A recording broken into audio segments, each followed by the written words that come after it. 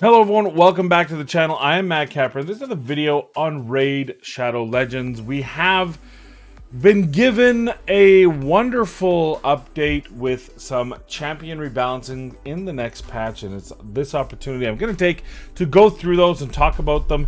Are they enough? Are they going to be good? Are these champions going to be useful again? So without further ado, let's get right into some of the rebalancing for Raid Shadow Legends. Let's jump into the index and talk about the champions that are getting changed. Now, I will say some of them were a surprise to me. Others I don't think will be impactful, and some might just actually be pretty amazing. So the first one we're going to go to is our good friend Lord Shazar. Now, Lord Shazar is an interesting topic.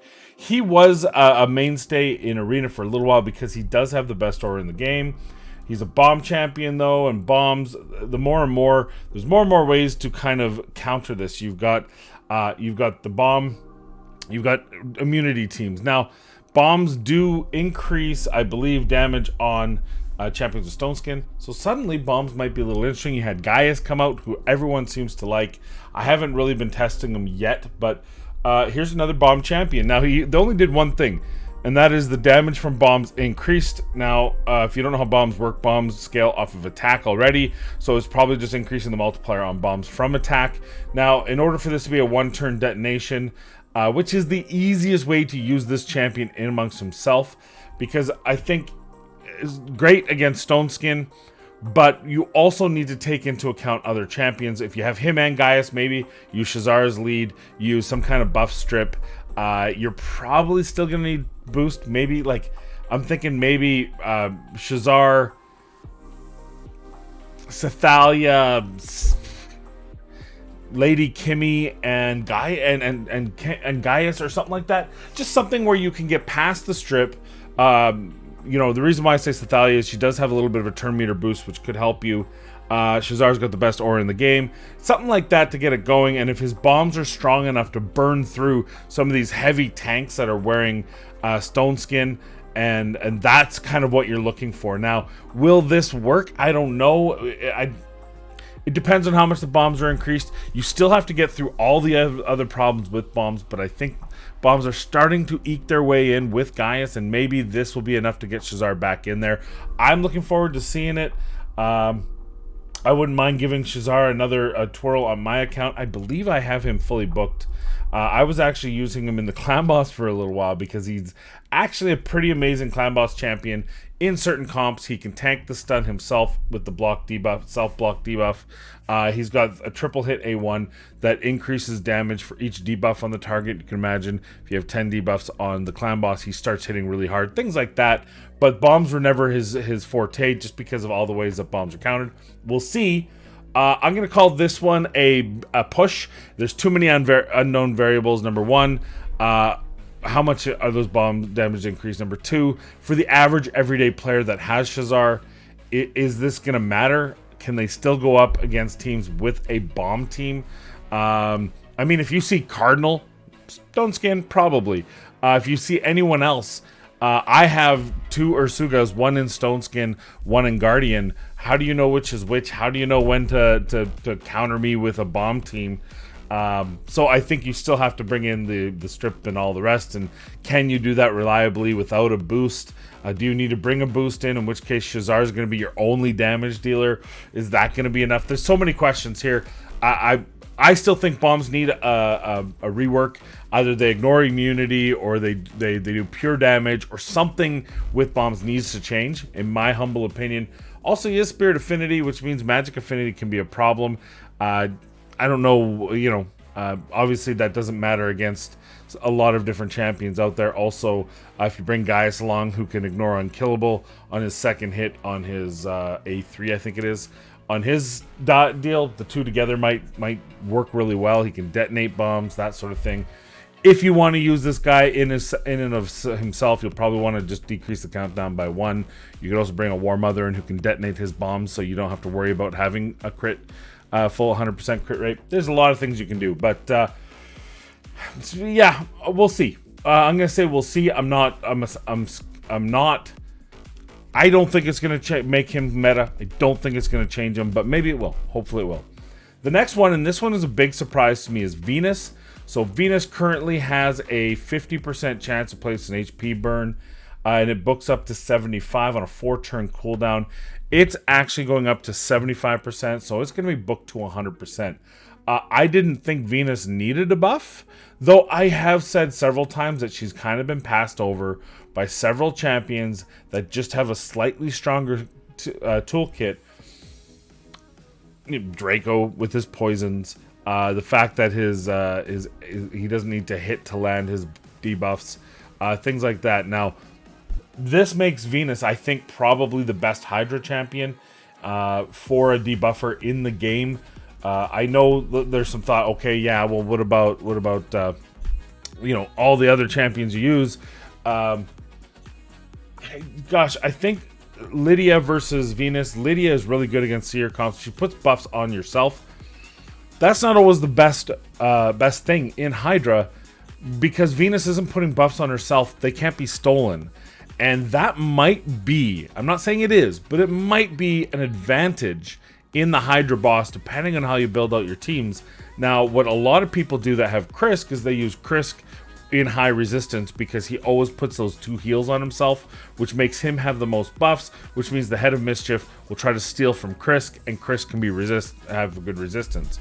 But those who don't have Krisk have to do many different ways, and I think that's where Venus will truly shine. I do like the fact that they buffed her in that she is a Void Legendary, so she should be top tier. Now she's going to be able to land 100% HP burn, which is so important for certain teams in the Hydra, and overall a lot of different comps for Hydra, and just overall it's just bolstering her kit. That said, I thought she was pretty darn strong before, so I don't know how much she needed this, but certainly I'm not going to look a gift horse in the mouth. I have Venus, and this is just going to make it a lot easier to use her. Number 3, Lugan. Lugan is my I have a love-hate relationship. I love to hate him. So Lugan, he's my first legendary. I have a +4 Lugan.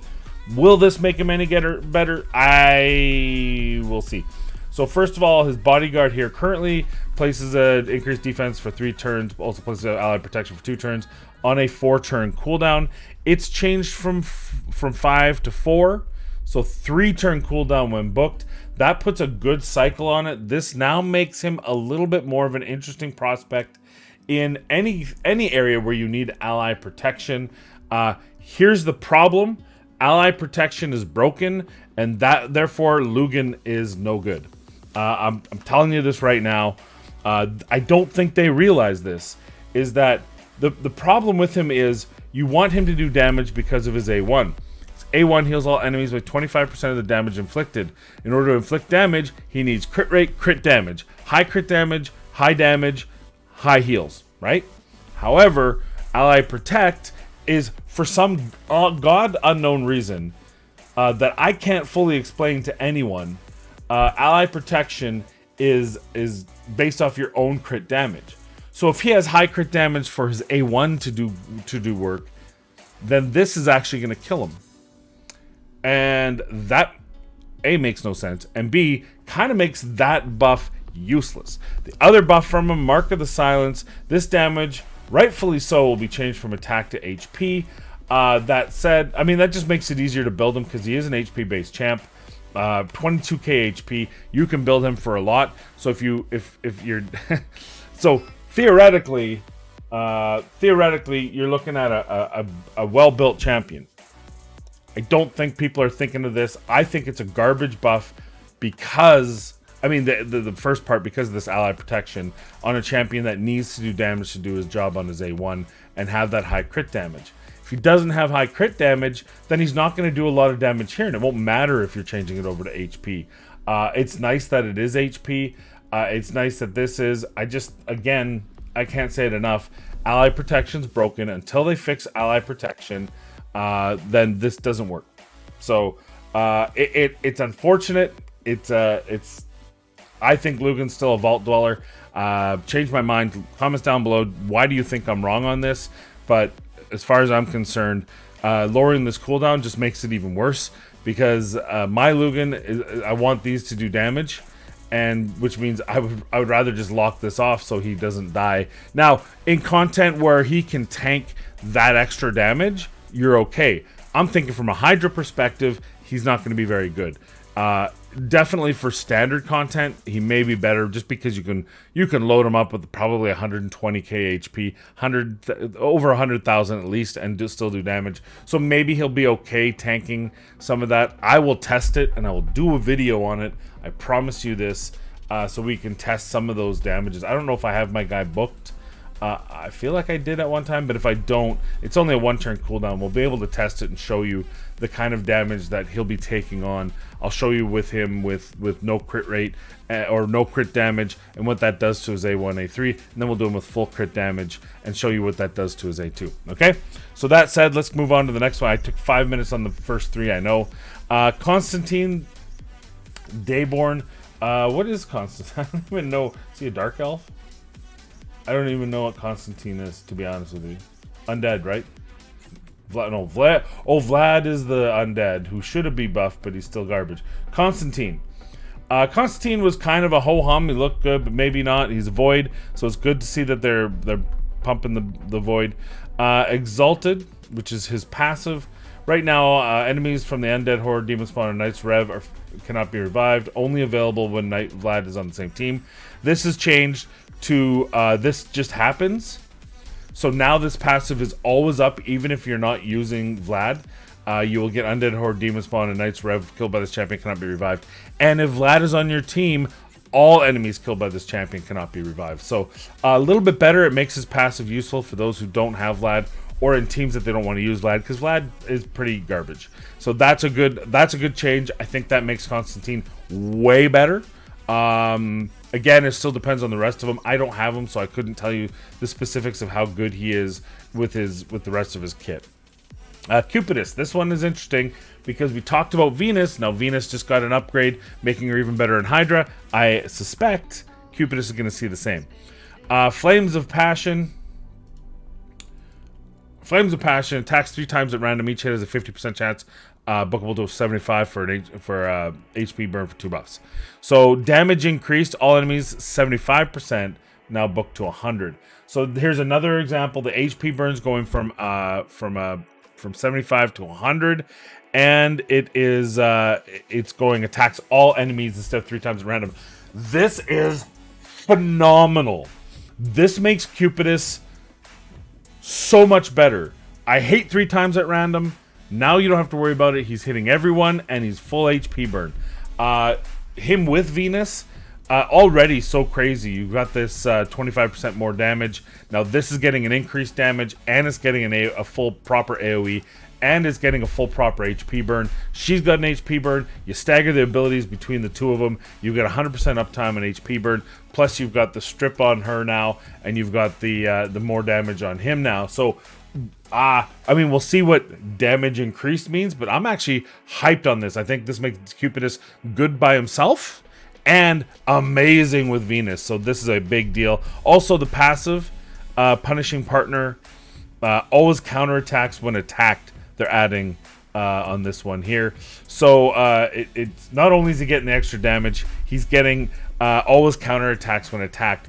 I love this because my second team, I like using Venus Cupidus with Mashaled a lot of the times, and Mashaled will put up AoE leech, so that counterattack is going to help keep Cupidus alive, because that's one of the major problems with him, is just keeping him alive when trying to do these things. So we'll see what the damage is, but I think that makes Cupidus an absolutely viable champion, and certainly brings him from A tier to maybe possibly the S tier against the Hydra boss, which is really nice, and probably what they're trying to do. Now we have Jin Wong. Jin Wong is the last one. I don't have... Do I even have... I might have... It's going to be funny if I actually have Jin Wong. I've heard the memes. I've heard the... No, I think I don't have him. I've heard the memes that he's trash. I've heard this guy is awful. I still think the worst of class is Nobel. I fed him on my free-to-play to my ninja, even though it was my first... It was like my 3rd legendary ever. Too bad. If you're bad, you're going to the ninja. So Jin Wong. Okay, what do we got now? Doom Exchange. Doom Exchange. Attacks one enemy, transfers a random debuff to the target.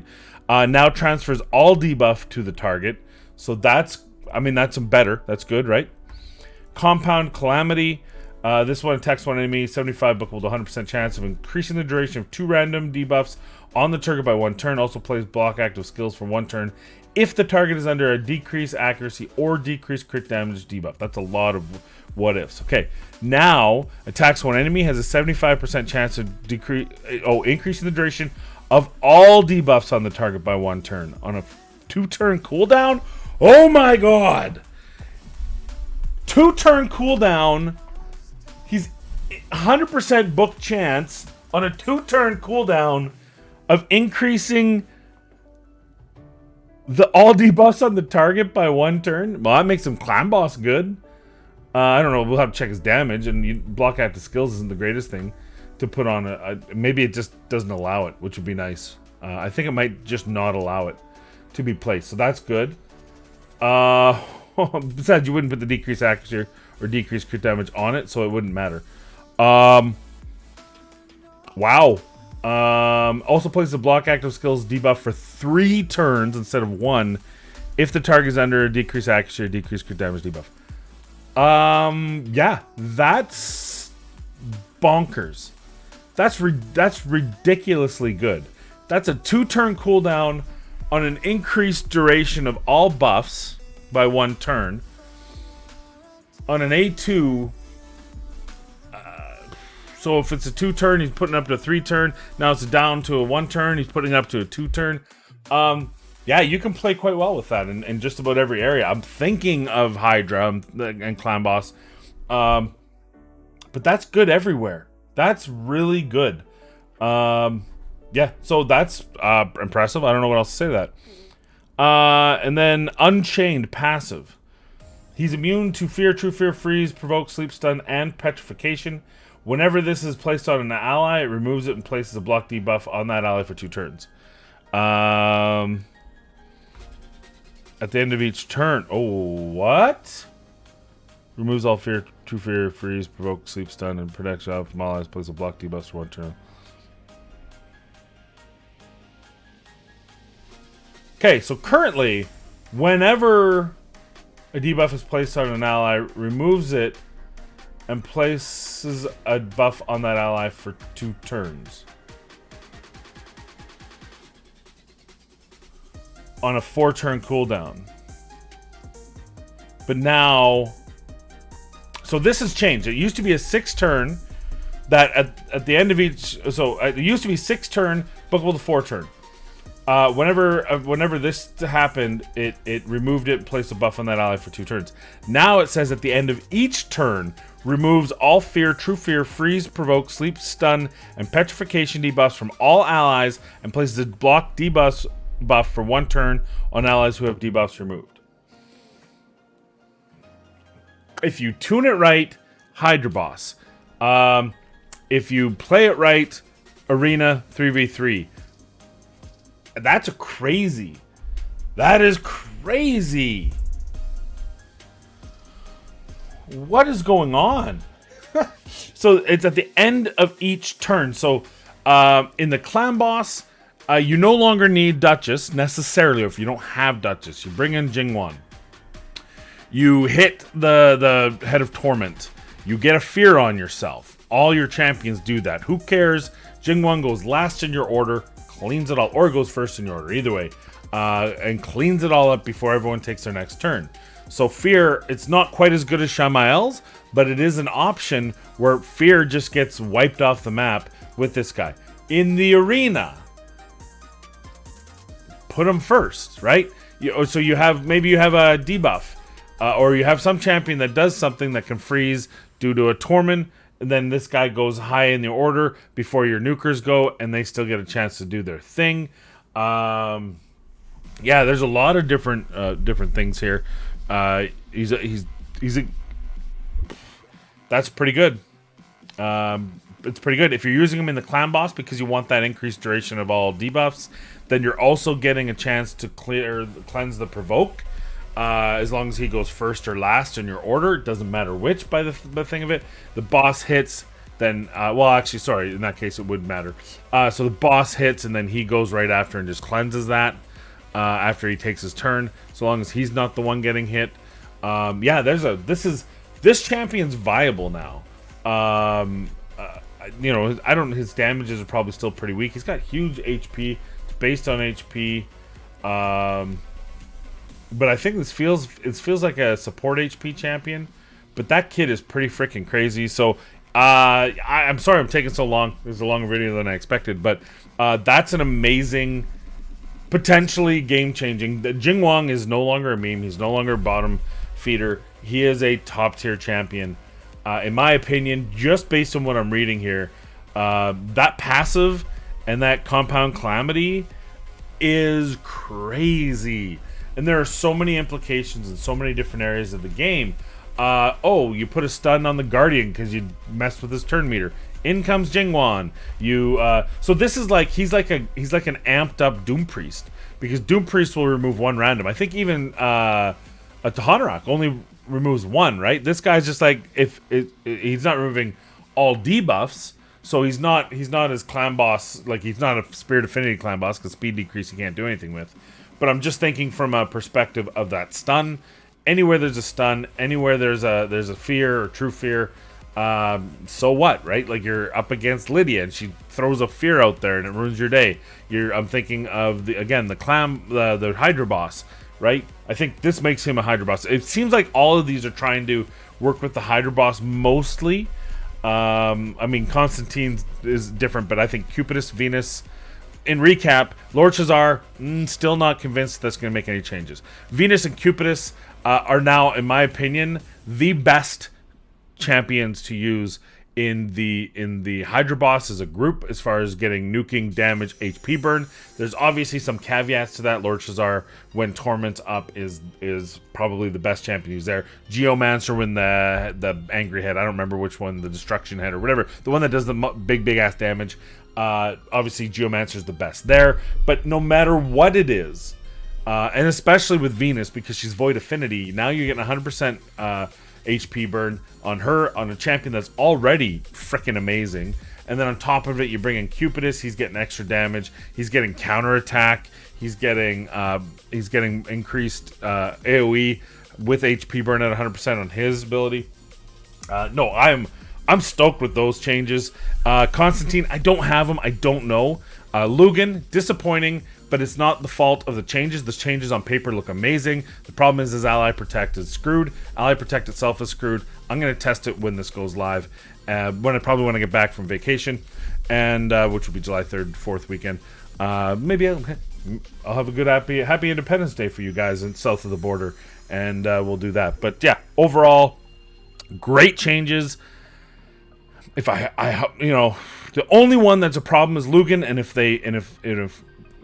if Ally Protect is changed, or if he has so much HP, I can build him so much HP, it's irrelevant, then we're looking at good, because that's a guy, we need more clan boss options. It can't just be Krisk or Death, and this is another opportunity to have a guy that can do Ally Protect with tons of HP, and have some heals coming in and out. So I think in theory, maybe good. Reality is I'm skeptical, but that's all I have for you today. Some changes. What do you think? What's your favorite? What's your least favorite? Do you have Jing Wong and you're high-fiving yourself? Maybe you have Lugan and you're curious as to what that means, or whatever. Let me know in the comments down below. And most importantly, please be kind, be safe, and we'll see you in the next video.